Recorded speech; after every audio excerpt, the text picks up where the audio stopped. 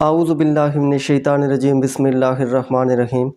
मैं हूं सरदार आमिर ज़ैर एडवोकेट और आप देख रहे हैं मेरा YouTube channel house of justice. आज मैं जिस टॉपिक पर बात करूंगा वो है पार्टीशन और उसका जो दूसरा हिस्सा है, जो फैमिली सेटलमेंट होती है, खानगी तकसीम होती है, वो अगर करवानी हो तो वो किस तरीके से और उसका लीगल प्रोसीजर क्या होना चाहिए। सबसे पहले मैं आपको ये बात बताता चलूँ कि जब भी किसी प्रॉपर्टी की पार्टीशन होती है तो वो दो तरीक़ों से होती है। अगर कोई रेजिडेंशियल या कमर्शियल प्रॉपर्टी हो तो उसकी अगर आप तकसीम करवाएंगे तो वो सिविल कोर्ट्स करेंगी, जबकि अगर कोई एग्रीकल्चर लैंड है, ज़र्री ज़मीन है, उसकी अगर आपने तकसीम करवानी है तो वो रेवेन्यू कोर्ट, जो महकमा माल होता है, तहसीलदार साहब होते हैं, वहाँ पर होगी।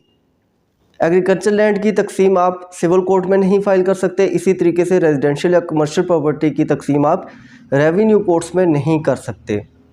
तो जो आज की वीडियो है इसमें मैं आपको रेजिडेंशियल और कमर्शियल प्रॉपर्टी की जो तकसीम होती है, चाहे खानगी तकसीम हो या एक जो नॉर्मली तकसीम होती है, तो उसके बारे में डिटेल बताऊंगा।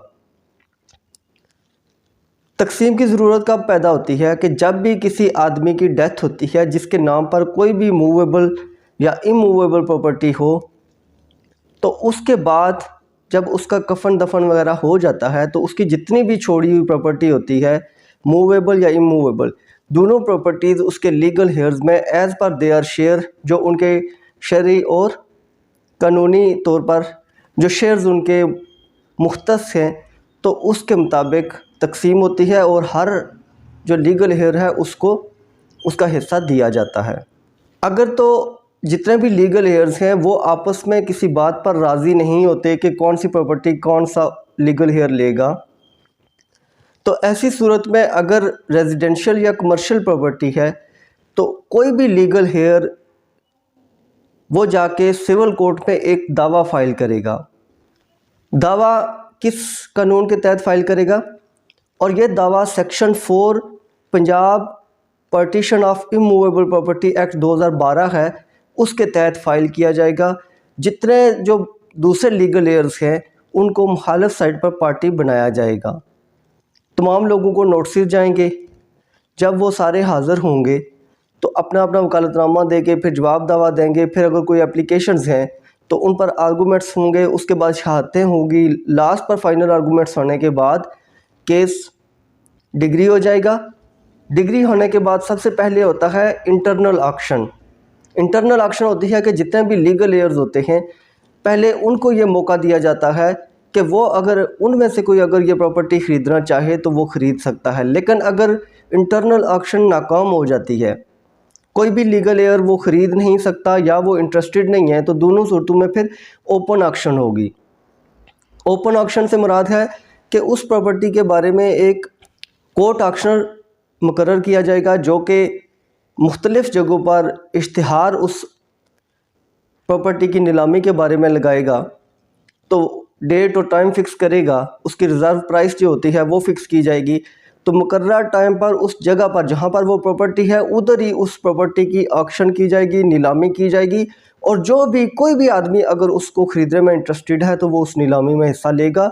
जो सबसे ज़्यादा बोली देगा वो प्रॉपर्टी ख़रीद लेगा।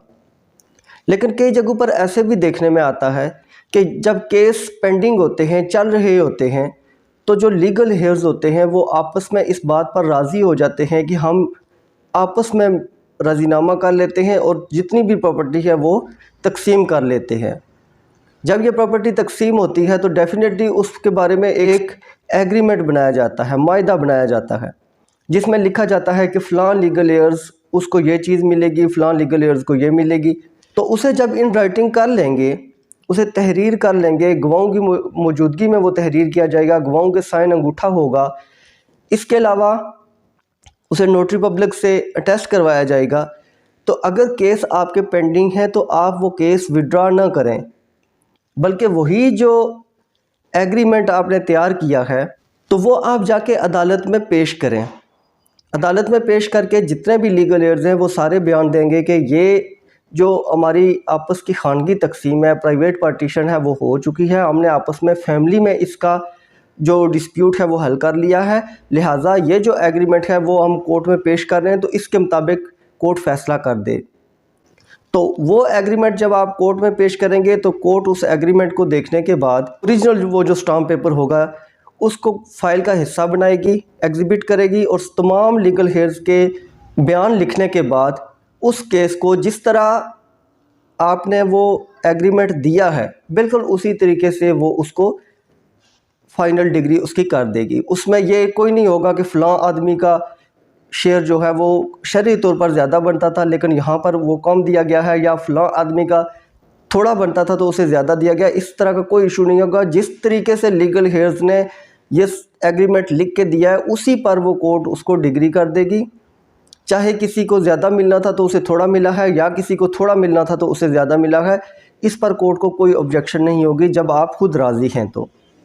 लेकिन अगर आपने ऐसा नहीं किया और केस चल रहा था और इसी दौरान आपकी फैमिली सेटलमेंट हो गई, आपने केस विड्रॉ कर लिया और बाद में कुछ अरसा गुजरने के बाद आप लोगों का आपस में फिर डिस्प्यूट पैदा हो गया, तो उस एग्रीमेंट की कोई लीगल वैल्यू फिर नहीं होगी अगर आपने उसे अदालत में नहीं पेश किया।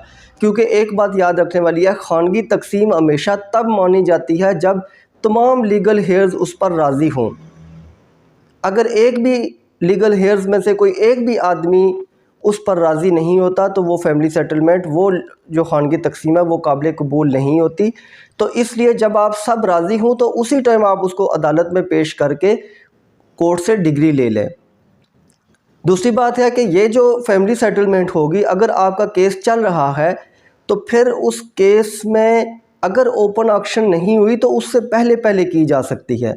क्योंकि अगर ओपन ऑक्शन हो गई तो फिर जिस आदमी ने वो प्रॉपर्टी ख़रीद ली है वो फिर उसी को दी जाएगी, उसमें फिर वो फैमिली सेटलमेंट आपकी किसी काम की नहीं रहेगी। तो ये जो फैमिली सेटलमेंट है आपने ओपन ऑक्शन से पहले पहले करनी है। और ये अगर आप Punjab partition of immovable property act 2012 की सेक्शन 13 देखें तो उसमें इसका प्रोसीजर भी लिखा गया है कि किस तरीके से आप फैमिली सेटलमेंट कर सकते हैं। लेकिन सब लीगल एयर्स का राज़ी होना ज़रूरी है और ओपन ऑक्शन से पहले ये होनी चाहिए। एक और बात मैं बताता चलूँ कि मिसाल के तौर पर अगर कोई भी प्रॉपर्टी है, ये जो मैंने बताया है ये तो वो तरीक़ाकार है जिसमें आपका केस अदालत में चल रहा है। समटाइम्स ऐसा भी होता है कि केस अदालत में नहीं जाता तो आपस में तमाम लीगल हेयर्स इस बात पर राज़ी हो जाते हैं कि हम फैमिली सेटलमेंट कर लेते हैं और वो सारे लीगल हेयर्स आपस में एक फार्मूला तय करके उसको स्टाम्प पेपर पर तहरीर भी कर लेते हैं। अब ऐसी सूरत में क्या करना है, ऐसी सूरत में भी आपने 2 गवाहों से साइन करवा के नोटरी पब्लिक से अटेस्ट करवाने के बाद डायरेक्ट आपने एक केस फाइल करना है अदालत में पार्टीशन का। पार्टीशन का दावा जब आप फाइल करेंगे तो जितने भी बाकी लीगल एयर्स हैं वो फ़ौरन जाके वहाँ पर बयान दे दें कि ये जो दावा है इसको डिग्री कर दिया जाए और ये हमारी खानगी तकसीम हुई है। तो वो जो स्टाम्प पेपर तहरीर किया था वो आप अदालत में दें और उसी तरीके से तमाम लीगल एयर्स अपने वहाँ पर बयान दे के तो अदालत उसी टाइम उसको डिग्री कर देगी। तो इसकी लीगल वैल्यू भी होगी। क्योंकि अगर आप इसको रख कर बैठ जाते हैं, अदालत में पेश नहीं करते, तो कुछ अर्सा गुजरने के बाद अगर कोई भी लीगल हेयर उसमें से इनकारी हो जाता है कि मैं इसको नहीं मानता, तो ऐसी सूरत में वो जो खानगी तकसीम है उसकी कोई लीगल वैल्यू नहीं होगी।